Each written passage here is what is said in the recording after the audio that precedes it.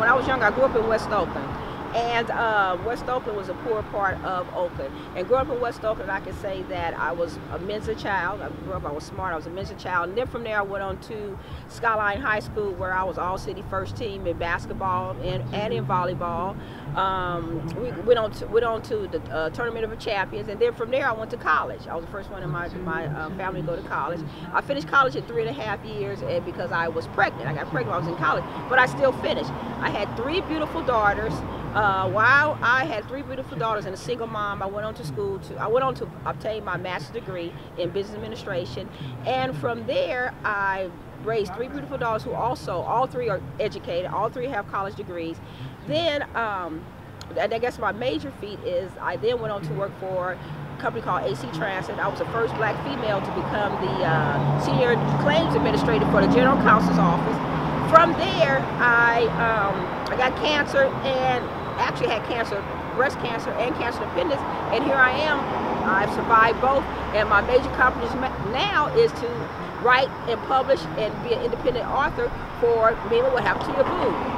Oh, this is about a granddaughter explaining to her, I was explaining to my granddaughter me missing my boob, when she finds out I'm missing a boob. So she asked me, Mema, what happened to your boob? So I decided to write a documentary on a book on it.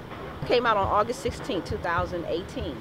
I think it was more of a experience of getting off my chest about missing a boob, about having to explain to my grandbaby. I mean, it was exciting that I could explain to her why I'm missing a boob, and understand and help other people to understand how to explain to their granddaughter or their loved ones how it feels to be missing a boob. Then also going through the whole breast cancer experience, and also making sure you go have your mammograms every year, so that you too won't have to go through the experience that I've gone through. Over 265,000 people a year get breast cancer, and men also too can get breast cancer. So yes, it's something that has touched everyone's lives in reference to breast cancer. And a lot of times people don't realize, when they don't get their mammogram, they don't realize that they have breast cancer and it's too late, and you can die from it. So a lot of people also die from breast cancer. It's the #1 killer of women. I recommend that women definitely go have a mammogram, and then the book would also explain to you that once you do go through breast cancer, it helps you to explain to your loved ones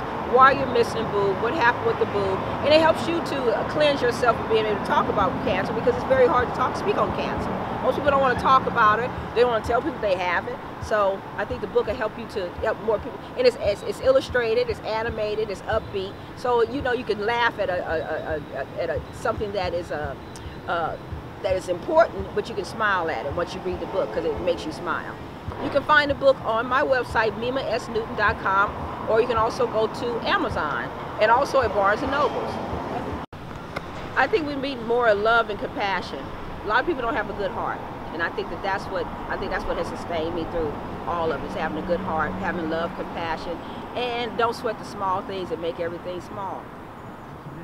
Well, you're talking about that, and I think I really learned that because a lot of times I talk about my cancer a lot, and I may be in a line at Safeway and someone's talking. I always ask people, "How was your day?"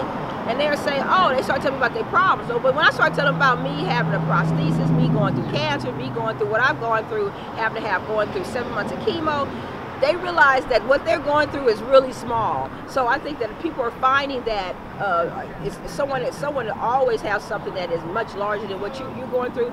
And what I've always said when I was going through cancer, this too shall pass. So basically, this too shall pass. And it did pass. Everything passes. So that's why you make it small, because it's going to pass and you're going to move on to something else.